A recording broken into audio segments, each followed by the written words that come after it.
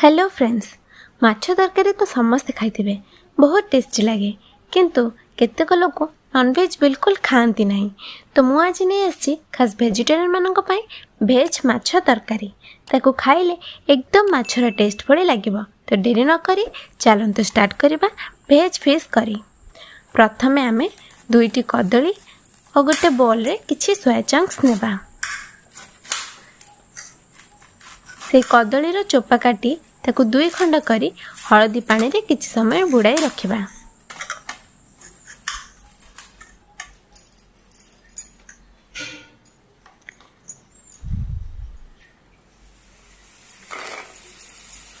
ଏହା ପରେ गैस रे पानी गरम करी सोया चंक्स को सथिरे सिझाइबा पई पकाइबा एवं ता सह कदली को मध्य सिझाइ देबा।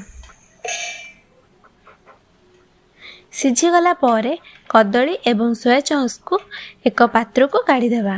परे सोया चंक्स को भल भाबे चिपुड़ी सेथिरे थिबा एक्स्ट्रा पानी बाहर करी मिक्सचर रे ग्राइंडिंग कर देबा। ग्राइंडिंग होइथिबा सोया चंक्स को एक पात्र रे काढ़ीबा। ता सह पूर्वर सिझा जायथिबा कदली को माश कर देबा।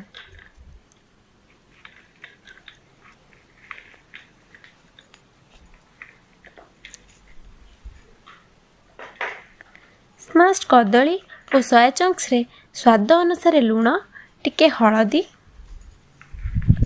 किछि कॉर्नफ्लोर एवं मैदा पकाई चकटी देबा।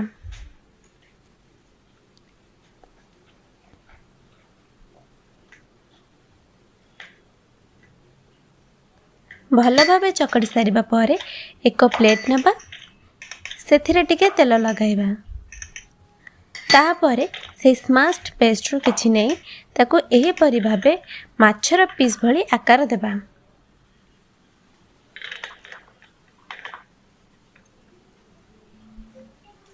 सब गुडी को एही भली भाबे करि सारिबा परे एहाको गरम तेल रे माछ को छाणीला भली छाणी देबा।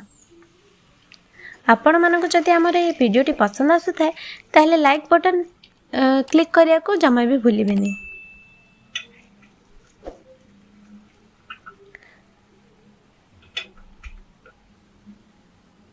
टिके गोल्डन ब्राउन हो गला परे आपण जानिबे जे छणा भेज पीस गुडी को टिके गोल्डन ब्राउन हो गला परे ताको तेल रो छाणी आनिबे एवं से तापर सेही सेम कड़ाई रे तेल गरम करी गोटा मसला पकाई ताको टिके फ्राई करबे जेमती तार स्मेल आसीबा। एहा परे कटा जायथिबा पियाज को भाजी देबा जेपरि गोल्डन ब्राउन देखा जिवो। तापर सेथिरे कंचा लंका, गोटे टमाटो, गोटे स्पून अदा रसुण पेस्ट पकाई भल भाबे भाजिबा।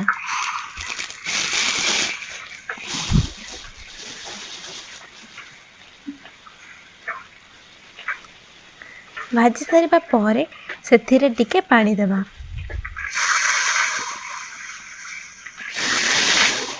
एहा परे सेथिरे लूण, हलदी गुंड, लंका गुंड, माछ मसला और गरम मसला पकाई ताको भाजिबा। सेथिरे टिके पानी दे कड़ाईटी को घोड़ाई देबा। किछि समय परे ढांकुणी काढ़ी गोटे स्पून टमाटो सॉस पकाइबा। या परे ताको फोन थरे घोड़ाई देबा। मसला भल भाबे सिझी गला परे सेथिरे आमे से भेज माछ पीस को पकाइबा।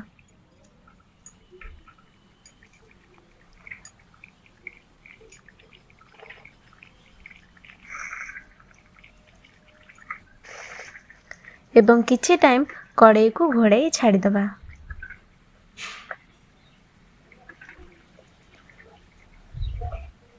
अल्प समय भितर आमर प्रस्तुत हो जिवो भेज फिश करी एकदम रेडी। यहाँ पर गरम गरम प्लेट रे सर्व करी को एंजॉय करिबा।